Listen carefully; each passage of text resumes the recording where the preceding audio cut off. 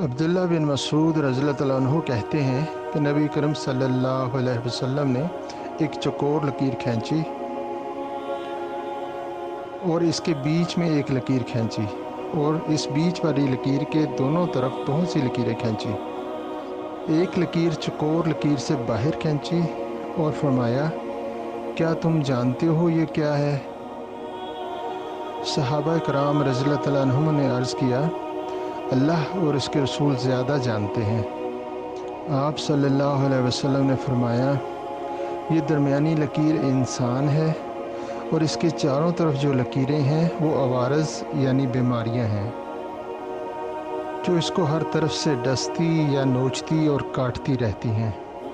اگر ایک سے بچتا ہے تو دوسری میں مبتلا ہو جاتا ہے۔ چوکور لکیر اس کی عمر ہے جس نے احاطہ کر رکھا ہے، اور باہر والی لکیر اس کی آرزو ہے۔ سنن ابن ماجہ حدیث نمبر 4231 باب 38۔